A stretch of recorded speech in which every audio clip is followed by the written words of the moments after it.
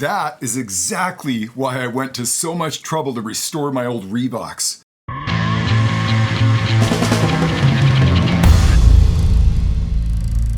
Oh man, am I ever excited to have my signature tape echo machine back up and running. As many of you are well aware, I just finished a major electronic and mechanical overhaul to this Revox A77, and it sounds absolutely awesome. And so for today's session, I want to share exactly how I like using this reel-to-reel as a tape echo and precisely what's going on behind the scenes to create that echo. Well, the Revox A77 is considered a semi-pro machine. It was really not intended to be a mastering deck as much as it was intended to go into radio stations and even into the consumer market. Well, one thing that separates this machine from a lot of consumer decks is that it's got 3 heads, and that is absolutely critical to create a tape echo. Let's go ahead and have a look at what I'm talking about.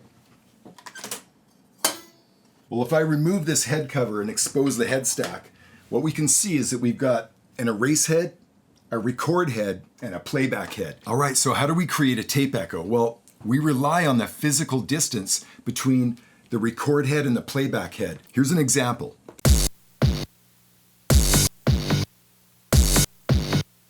Okay, I'm playing a sample off my multitrack into the Revox, but we're actually not hearing it play back until it passes the repro head, which is further down than the record head, right?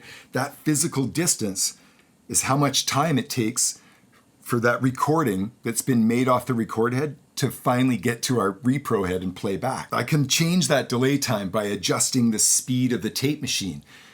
By slowing the tape machine down, I create a much longer delay time, of course, because if we slow the tape to a crawl, then it takes much longer for the tape to get from that record head to the playback head.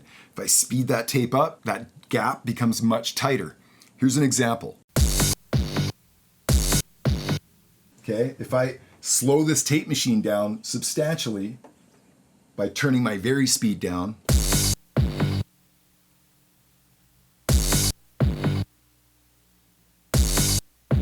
see how long I can get that delay? And alternatively, if I speed the tape machine way up, I can get a much tighter delay time.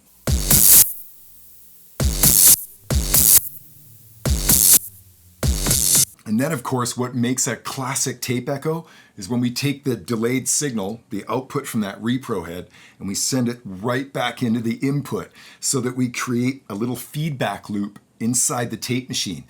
Now, I've got a little analog console, a little mkIV that sits on a shelf underneath this tape machine. That's exactly where I've got my send to the Revox and the return coming back so that I can actually create this little feedback loop. Here's an example. So here's the signal just with one single repeat on it, just coming off the tape machine. If I take the output of this and I send it back into itself, check this. And there we have classic tape echo. I mean, that's a long delay time that I probably don't use that often. So let's crank the speed back up.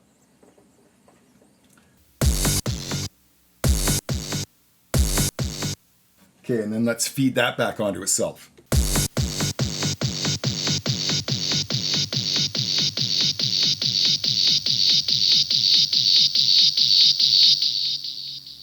That is exactly what makes the Revox so epic. This tape machine literally has a mind of its own. It does something different almost every time I send a signal into it.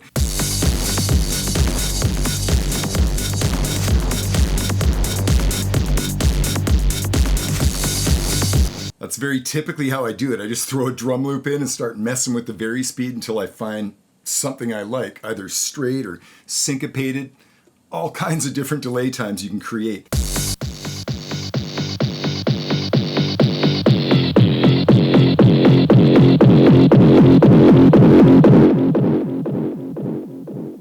From a sound design point of view, there's no limit to what you can do with a tape machine like this. This is why I really wanted to get this machine back.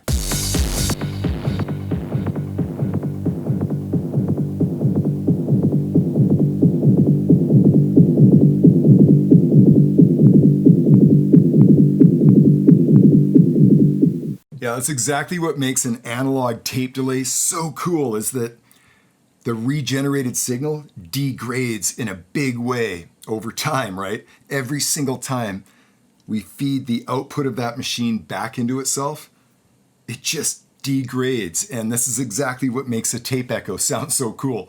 Almost every digital emulation of a tape echo, they have all kinds of trickery going on to try and recreate that sound, but nothing will touch an analog tape machine, particularly an old machine like this that's running at 3 3/4 IPS. This is the lower of the two speeds this machine has to offer. And when I switch to the lower speed, the frequency response drops on the machine, which is exactly what you want for a tape echo. The last thing you want is a perfect sounding tape machine. The grottier that tape machine is, the better it ends up sounding as a tape echo. When I get this machine really, really slow, there's a bunch of wow and flutter that's in it, and it actually sounds really cool.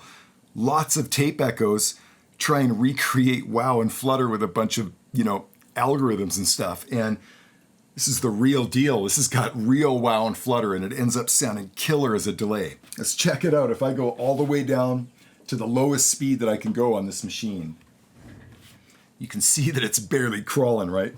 Let's have a listen to what that sounds like.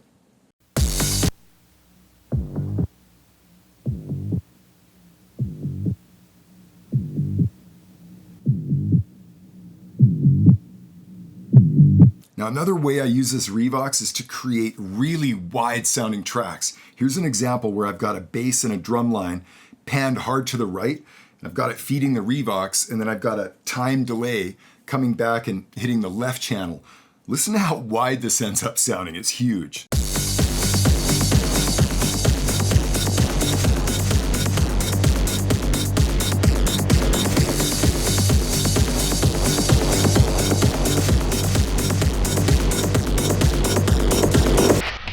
Oh man, that does a killer job of just making stuff really wide. And because I'm laying that delay down in real time and kind of playing with the feedback, of course I'm able to create a totally dynamic track that moves and breathes in the track, right? Yeah, there's no question this Revox has brought a signature sound to my productions, and am I ever excited to have it back.